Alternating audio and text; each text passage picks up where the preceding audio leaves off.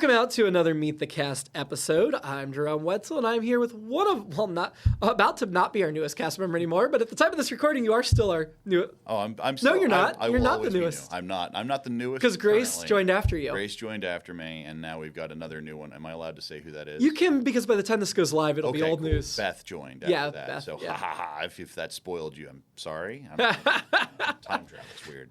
Yeah. You've already heard her perform in a bunch of episodes, probably. If Yes, you've been she's catching been up with doing podcasts, it for a minute, and she's great. Yeah. So it's awesome. So Ben, we're just going to start with your background. Where did you first become interested in performing, or where did that aspect of your life? Oh man, much to my parents' chagrin, it was pretty young. I have a pretty conservative family background, and the art thing is not a strong gene in the family. It got me for sure.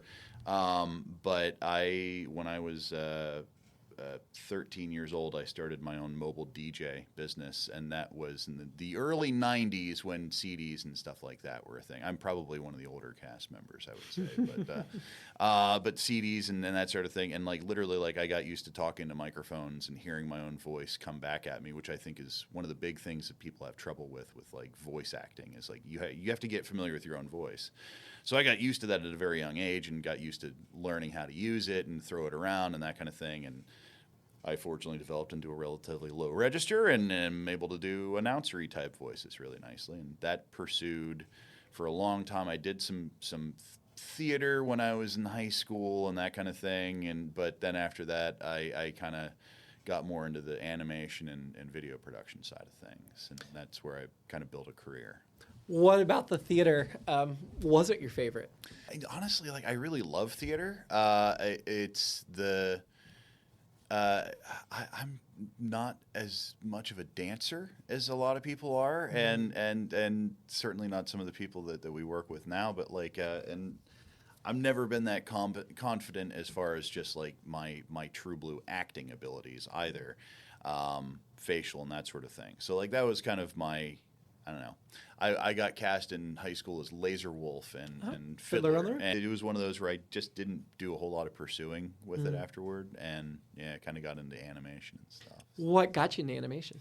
Oh, just watching endless amounts of cartoons. I used to skip like after school gym class and go home on the bus and just watch Darkwing Duck and DuckTales and stuff like that. And that was my jam. And like I watched cartoons until like it became apparent to me that I was like, maybe I shouldn't be watching cartoons at the age that I'm at and that kind of thing. And now you realize there's no age attached. Yeah, no, that was all stupid cultural things we got over. Yep. So it sounds like Disney was one of your bags there. Disney's a bag. I was for the actual True Blue cartoons, like the Warner Brothers old school Bugs Bunnies, and Wile E. Coyote in particular is one of my all time favorites. Foghorn Leghorn, that sort of thing. But yeah, like the Disney like afternoon from the '90s, that was huge for me. It was the Darkwing Ducks, the DuckTales, that kind of thing. Chip 'n Dale Rescue Rangers. Chip 'n Dale. The Tailspin. Gummy Bears. Oh, Gummy Bears is great. Remarkably good for what it was. Yeah, Tailspin is like Tailspin. Like I want a real life, not like anthropomorphic animal version of Tailspin, because I think that would be an amazing show just to have out there in the world. But, they did it. It was called Wings. No, I'm kidding. I'm kidding.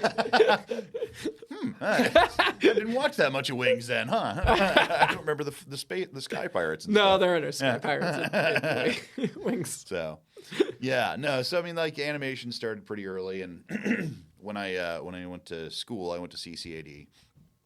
Columbus College of Art and Design, for those who aren't local. I went for graphic design and advertising. I took one typography class and went, nope, this is not my jam at all, and got into media production, which turned into pretty much 3D animation pretty quick, and film and that sort of thing. So that's, I like to say I learned filmmaking inside a computer.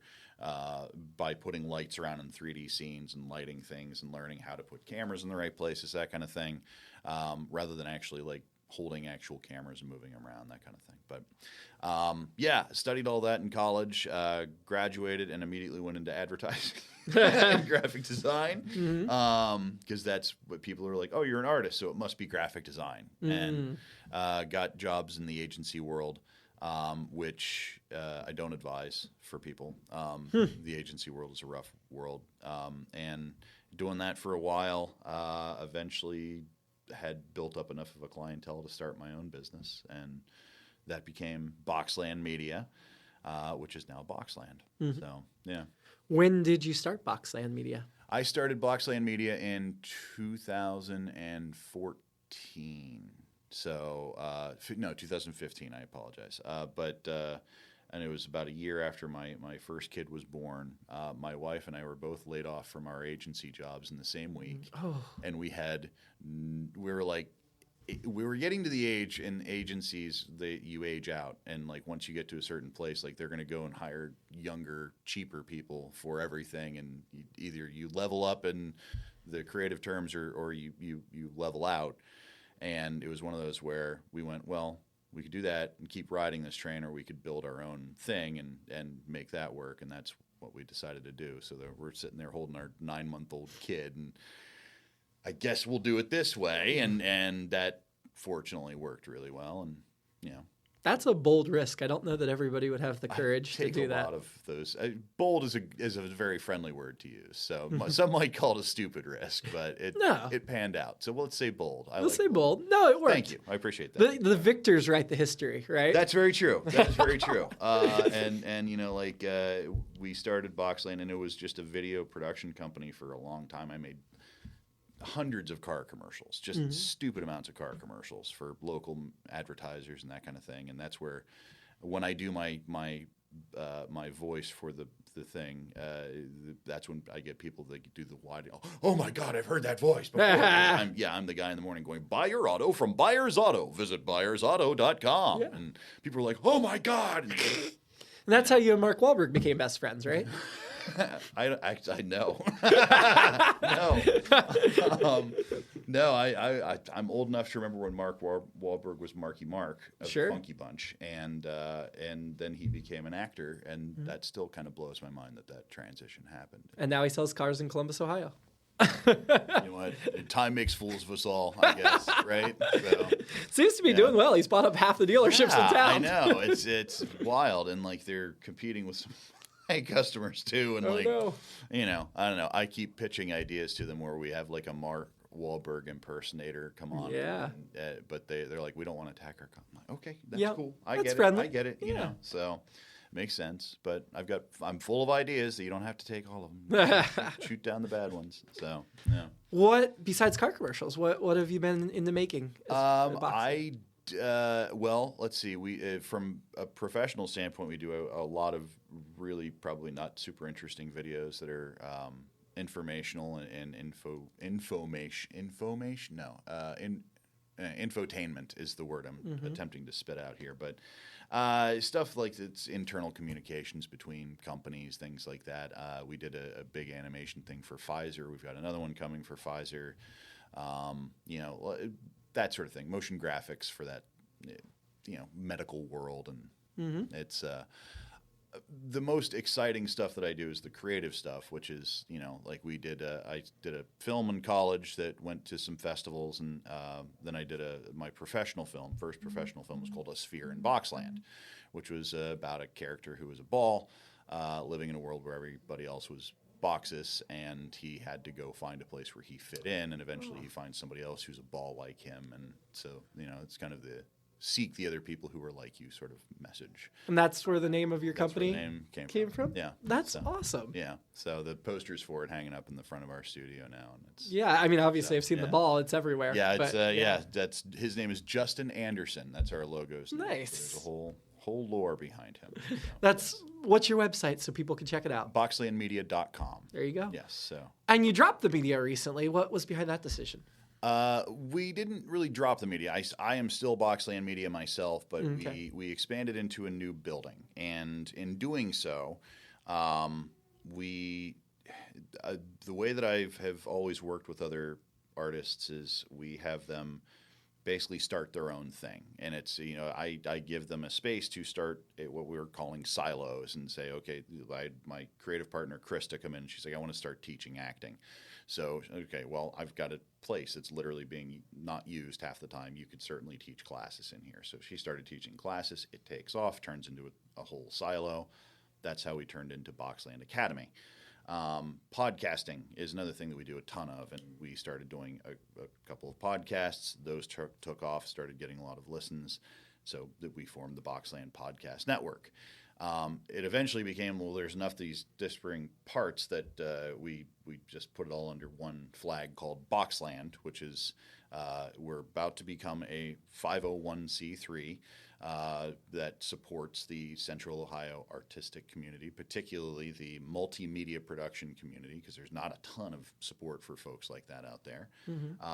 And so this new facility we're recording in now and have moved into is much larger than our old studio, and we have the ability here to do co-working, creative co-working, that sort of thing.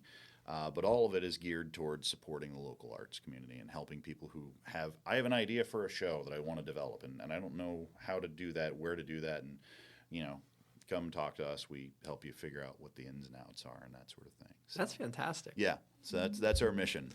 Columbus has so many artistic people needing the help. An unbelievably talented city, and we get none of the Hollywood productions that come through for really stupid reasons if you look into it, and I won't dive too far down that road, but and a lot of it, like, we get kind of labeled as like a cow town, and like it's anything but. Like, you get people that come here from like Broadway, actual Broadway, because it's cooler here and cheaper here than living in New York City. And they, like, I get to do cool shows and go on, stage and that sort of thing. And then pop back into New York, do a show, that kind of thing, make some money. And there's so many talented people here, so many talented musicians and artists and painters and, And you've had musicians in here to record albums and stuff. Did you music videos? I do music videos as well. I've done some for several local artists. One we did last year that we're getting ready to put out that we shot in my grandparents' house after they had both passed, and it was this abandoned big empty house and cobwebs everywhere and kind of spooky, and we did this really cool moody shoot, and so we do all kinds of fun stuff. Sweet. Yeah, you mentioned the podcast studio, which we are in. This is the first IABD episode recorded in the studio. It is. And you mentioned this was the first podcast you've been on recorded in the studio. I've recorded a few on the other side of the wall, on the other side of the wall in the control room, but I have not actually sat in and recorded an episode of anything in here. Now, the person on the other side of the control room today is familiar to listeners because it's Mr. Shane Stefanchik. Yep. Why is he running your control board? Because he is, and I'm gonna fanboy on him for a second. Please. And hopefully he gets really uncomfortable with it. Shane is one of the most insanely talented people I've ever met. Like, genuinely, like, he's first of all dedicated, hardworking, and knows technical solutions to almost anything that I've ever brought up to him. He just solves problems, and he on top of that, he is also an accomplished actor and a vocal actor in particular. And it was one of those where, like, he and I do many similar things. We speak many of the same languages, and having him here has genuinely added to the whole thing. Yeah. Yeah. So he's great. He's our production manager, and he does an amazing job just getting everything whipped into shape out in our main studio, which we're still sort of in construction on with lights and that sort of thing, but leveling up as we go. Yeah, he's not the only cast member you stolen from Radio Hour through your payroll. And if I have my way, damn it, I'll have everyone. Oh, please, I'm available.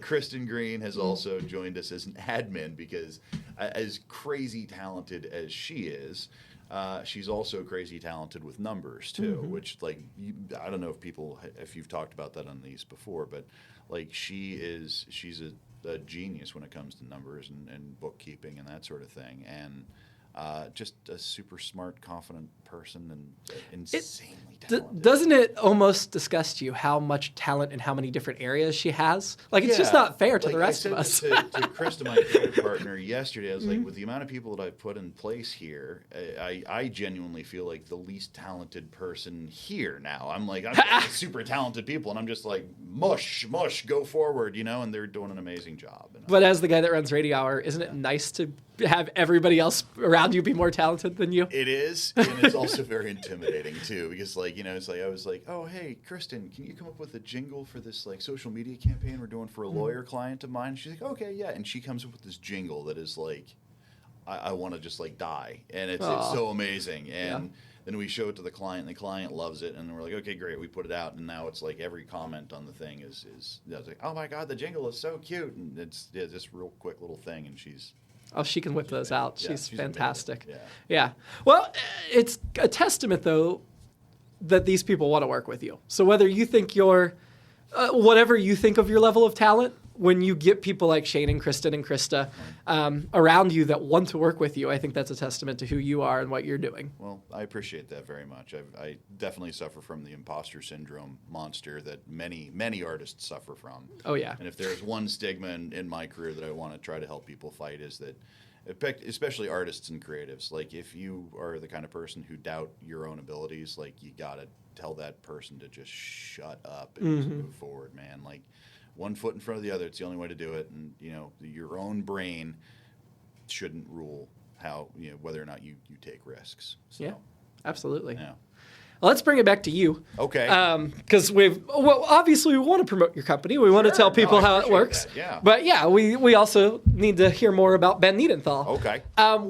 So let's get to your journey to Radio Hour. So when did you first hear about It's All Been Done Radio Hour? So there's this thing that happened a few years ago you might have heard of called the pandemic that happened. It was in 2020. No, I missed that. When was that? It was a pretty big deal. Was it global or something? It was. Oh, yeah. okay. There was a thing. I think I was napping. That was caused by Corona beer, and it made everybody sick, except for white people. I don't know. It was weird. It's weird. Anyway, there was during the pandemic, it was for years I had been kind of operating on I make a ton of commercials and like the creatively unfulfilling, to be frank about it. And so it was like, but I had also like developed a pretty strong addiction to Dungeons and Dragons. And I was running a game at the time, and then pandemic hit, and everything shut down, and everyone's like, I'm bored out of my mind, and I'm like, I can help with running a Dungeons and Dragons game, and I went from one night to 5 nights a week running games, and quickly turned into something that you're probably familiar about, which is keeping track of multiple storylines and multiple timelines, and how annoying it is, and how hard it is. And super easy. I eventually kind of channeled it into one. But one of the games I picked up was with these cool, talented people that I had just met: Kristin Green, Shane Stefanchik, Megan Overholt, and Chase McCants. And they came in, and I literally I didn't lay eyes on any of them except for Kristin for, I think, probably a year and a half, maybe 2 years. Like, how did you meet them? I met them online. Oh, okay. Yeah, like I had started running a game with Kristin. That was a different game on a different evening, and then she's like, "Hey, would you mind running a game for some of my friends from Radio Hour?" And I'm like, "Okay, sure, D&D," and they all stayed in character the entire time. Particularly Shane, who's like, for the longest time, I didn't know what his voice actually sounded like, and. But like camaraderie and everything like that develops naturally around a D&D game and that sort of thing. And then eventually, like one night I was playing a character named Marchmal Ogre Crush, who has a thick Scottish accent. And afterward, Kristin was like, "Hey, we need a Scottish person in our next episode. You should audition for it." And I was like, "Okay, that sounds fun." So I did and got the part and walk in. And the first person who walked up to me was Megan, and she goes, "Hey, I don't know how to say this to you, but I'm Lyathiel in game, and this is kind of weird." And like my brain broke a little bit because so. But that was kind of my first intro to it, and then watching and listening through previous episodes to kind of see what I was diving into and that kind of thing. But from day one, just like, this is definitely my jam. So. Well, they had definitely mentioned you before you auditioned, a couple of times. Like, "Hey, we have this game master, Ben. He's pretty cool. We should get him involved." Yeah, and my attitude's always like, "Yeah, tell him to audition. Everybody, we got room for everybody to audition. Have them send something." But yeah, you first auditioned in person. It was coming out of the pandemic wasn't over, of course, because it just sort of ended. Yeah. Maybe kind of ended. Emergency ended. I'd Whatever. say it's over, but I don't know. Yeah, but you missed all of our online shows. You started yeah. guest starring when we got back in Yep, theater yep. a few months after we got It back. might have been like one of the very first ones you did back in the theater, if I'm not mistaken. I can't quite remember. I thought you did Might have like been. February or March, and we had been back since July. Okay. So, All right, well, maybe yeah. not then. So maybe like 8-9 months we'd Okay. been back. But that was at Red Herring Theater. Yep. And then because of a variety of circumstances, we knew Red Herring was not going to be a place we could perform anymore. Love Red Herring. Nothing against them. They were losing their space. Yep. They were moving. They didn't have a ready replacement space. And Right. so we were going to be homeless. And right about that time, we were talking about what is our ideal performance space. And I think it was Kristin or Shane were like, well, shit, talk to Ben about Boxland. And I was like, do you think he'd do it? And they're like, oh, just give him a call, talk to him. So we reached out. And at that point, you guest starred with us, what, like 2-3 times? Something like that. Yeah, and then you'd come to a couple of shows as Yeah. well. Yeah. But you didn't really know us. So why did you say yes? Why? Because I like saying yes to creatives, to be honest with you. And it's, I mean, like I like the show. I like the concept of the show. I like the format. And as a performer in particular, I really like the like very low bar. You have to clear to, I didn't get that line right. I'm just going to say it one more time and then edit out the bad one. But I mean, it's a cool thing that Central Ohio has that needs to be shown to people and needs to be, I don't know, and I've got a space and, at the old space, it was a little bit less conducive than this space is for audience, but, I mean, it felt like it was our kind of jam. It's kind of the ragtag and the pirate analogy is pretty strong there too, where it's like, we're going to do it ourselves, damn it. And I love that mentality. So, Sure. yeah, I think that's why I said yeah. And then you held it over our heads that you'd only let us come if we added you to the cast. Yes, I said I made that an absolute condition. I said Right. if you don't make me a cast member, then doom on you, I think was the terminology. Something like that. I think you threatened my children's lives. Like Wow. there were dead animal heads That's in their dark beds. for me, but I'll roll with it. Yeah, yes and, right? No, you were still a guest star at that point, and you kept guest starring. yeah, You yeah. kept guest starring. That was very much like two separate. I'm good at compartmentalizing. I feel like you're good at compartmentalizing. Yeah. Those weren't dependent, but Right. you still kept being in the show, and to the point where Yeah. you became troupe eligible. Right. So yeah, And like you're like, hey, well, you might be troupe eligible. It's like, okay, cool, that sounds fine. You interested? Like, Yeah, I mean, yeah. like, that's Yeah. that's the ease at which I like to do things. Is like, Right. you want to do this? Yeah, it sounds fun. Yeah. well, you make it sound like there wasn't an effort involved, but you had to put a bunch of effort forward to get troupe eligible. You had to play a bunch of roles and prove to us you could do a bunch of characters. I suppose. So I'm just saying, you had to prove your talent. We didn't just say, hey, come play with us. We're like, man, this guy's good. We want him in the show more often. Thank you. So I appreciate being something other than announcer too, which is Yeah. my usual thing. And I'm usually the guy going, this month at Byers Airport Subaru, get the Subaru Forester for whatever it is. And Yeah. I don't like that guy being that character. It's not a fun character, but this is a completely different animal. I can so Darren's leaving us. I was just going to ask if you take over as I'll narrator. definitely take it over. No, kidding. I'll do it in his voice too. I'll do my best Darren impression. I hope Darren never leaves. I love Oh, that man so no, much. He's one of the people I've connected with very quickly here too. So he and I have the same twisted sense of humor. Yeah. So yes. Every email he sends me is 4 paragraphs of some fictional thing he just made up that's hilarious. And that was actually the hesitation of making him narrator, because we needed a new narrator, and he Yeah. was on our short list because we knew him at that point. Yeah. But I was like, but I know he's a talented voice actor. I don't want to pigeonhole him in. Right. So we've tried to make sure there's room for him to play Right. characters too. Well, and that's the thing that I've noticed about voice actors versus just actors in general is like there's voice actors who are like, yeah, come on in, it's fun. We're gonna have a good time together. We're just gonna do silly voices and say fun things. And I think, and I don't want to say like actors are standoffish because that's not an accurate thing to say, but there's a more guarded approach, I think, and it's understandable. But like I like the open, easy breeziness of it. Mm-hmm. You talk to somebody like Darren who. Then you find out like all this cool stuff he's done, and you're like, "Wow, Squatch Smashers, yeah, so good." I know, and there's so many things that like everybody here is involved in. They're like, "Oh, that's really cool. I didn't know that you did that," and but that's what I love about this. It's this wonderful Venn diagram of artistic sensibilities that exists. Talented people. What's your favorite character you've played so far? Oh man, so far, I'm having a lot of fun with me as a character. The human that's not at all an alien? Not at all. Not at all. That was your pitch. I know. I'm enjoying it too. Yeah. But I don't know. Like, Lyota's a lot of fun. Just because he's I don't know.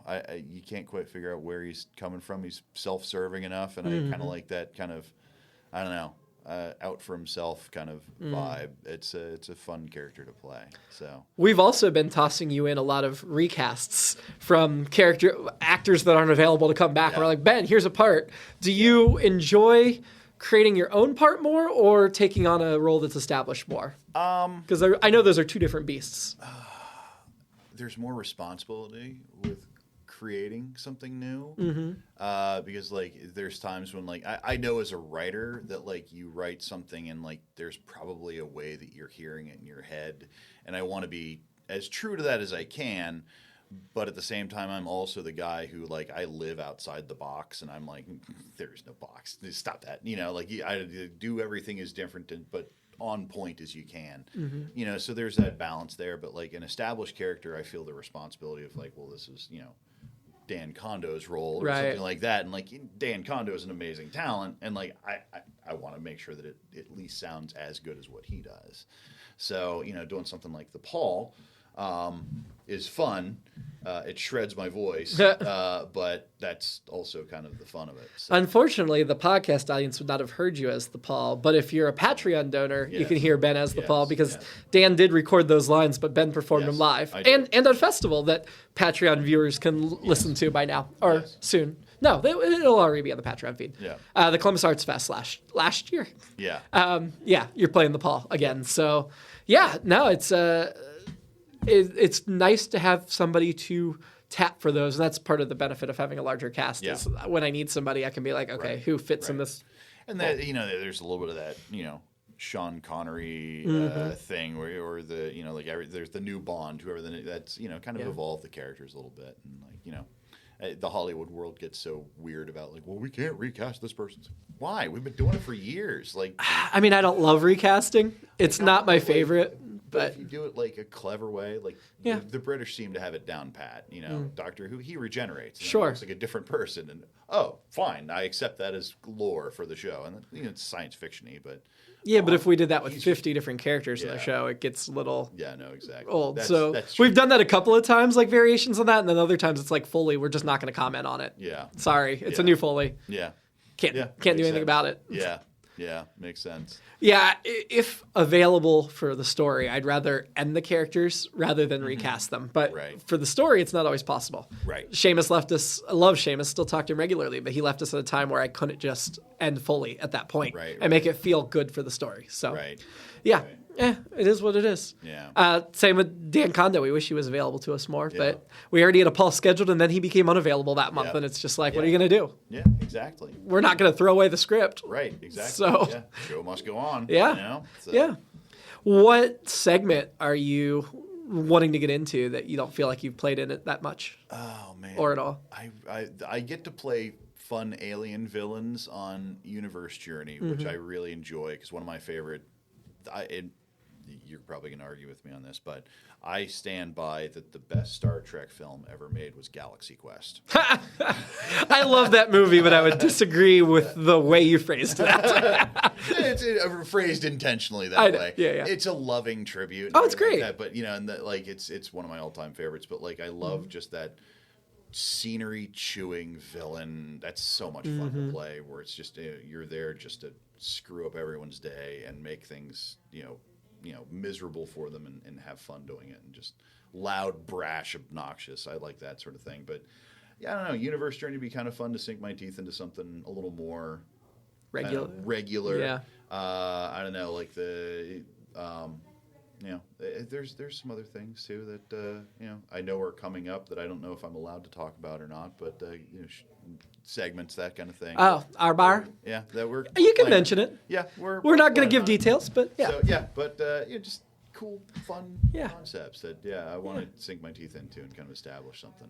So Yeah, if listeners remember in 2 or 3 years when Our Bar premieres, we're already developing it and have been for a while. About it in that one episode. Yeah, long time ago. Yeah. No, that's a very slow development process, but Yes. but I it'll be imagine good. It is. Once we cast the size and everything. Well, most of the segments that we've premiered have not had such a long development process, but that one we're taking our time on, mainly because like you said, the roster's so full. Right. So, Right.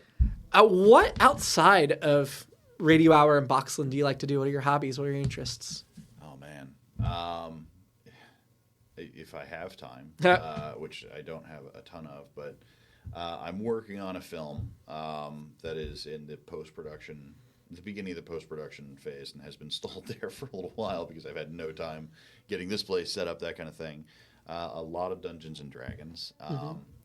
I'm in numerous other podcasts and that sort of thing.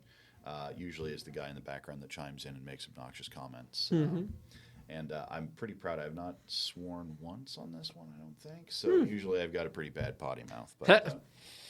But other things, hobbies, D&D, my family, my kids, video games if I can stay awake for it, and YouTube. But yeah, those are kind of my... I mean, you have 11 children, so that's tall order. 17 last count. 17? Oh, it was a year's mine in our situation, right? You had 11 and your wife had 6, and then you got married, and It was a step-by-step. The huge families that get blended together. Yeah, so... No, two? Two kids. Two kids. I got currently a 9-year-old and a 4-year-old. So yeah, that's a good split. It's a good split, and they keep us busy, and it's nice because like you can kind of see... With the 9-year-old, he's to the point where it's like it's not 100,000% reliant on our existence to do anything, and that's kind of nice. It's also kind of sad too, but like you can see like light at the end of the tunnel with the 4-year-old. It's like okay, eventually it's going to be this. Yeah, and she's starting kindergarten this year and everything. So yeah. So, because you love your kids, but when it's 24/7, it's a lot. I get it. Pandemic was the thing, man. Yeah, that's what turned into 5 D&D games for me. So, yeah. But, yeah, you had a kid at home trying to do homeschool during that time. Yeah, not that they don't do homeschool normally, but kindergartner. Yeah. That's a terrible way to start kindergarten. Oh my God, yeah, no, it was like second half of kindergarten. Like, hey, you're all going home, and like, even the daycare was like, we can do online daycare. I'm like, what's the point of that? And charge you just as much. You want my 2-year-old to stare at a computer screen all day long? I don't think that's going to work. Yeah, and you're going to pay him for it. Yeah. Absolutely. Yeah. But yeah, I would imagine that a lot of your hobby is kind of Boxland. It's also your job when you run your own business. It is, yeah, and like it's you try to have that separation between work and family, but it just doesn't. When it's your entire world, it just doesn't work that way. And there's a lot of me in this place too. So like, you feel a kinship with it, and you got to make sure everything's going. And when you're a small business owner, I mean, it falls to you at the end of the day. So yeah, like a lot of my time is spent, answering emails and I'm sorry I didn't get back to you sooner and that kind of thing. But it's all been worth it so far, and we're building a community here. Yeah, absolutely. Anything else that we haven't covered that you want to tell us? Oh, man, no. I mean, I could veer wildly into weird territory, but no. We'll save that for the next interview. Sounds good. Well, thanks for sitting down with me. Glad the audience got to know you a bit, and thanks for joining the cast and giving us a place to perform. Yeah, absolutely. And I'm happy to provide it. It's one of my favorite shows that we do here. It's awesome. One of my favorite things. So thanks, Ben. You bet. Thank you. It's All Been Done Radio Hour, number 446. Meet the cast, number 41, Ben Neidenthal. This episode was not written by anyone because it's just an interview. It starred Ben Neidenthal and Jerome Wetzel as themselves. Our technical director is Shane Stefanchik. Our music director is Kristin Green. Theme songs are composed by Nathan Haley with lyrics by Jerome Wetzel. This podcast was edited by Jerome Wetzel. Check out our website at iabdpresents.com, and we want to thank Boxland, our host performance space. Our next live show is Saturday, January 13th. Get your tickets by visiting boxlandmedia.com/events. Have a great week. It's All Been Done presents Who's Got the Time?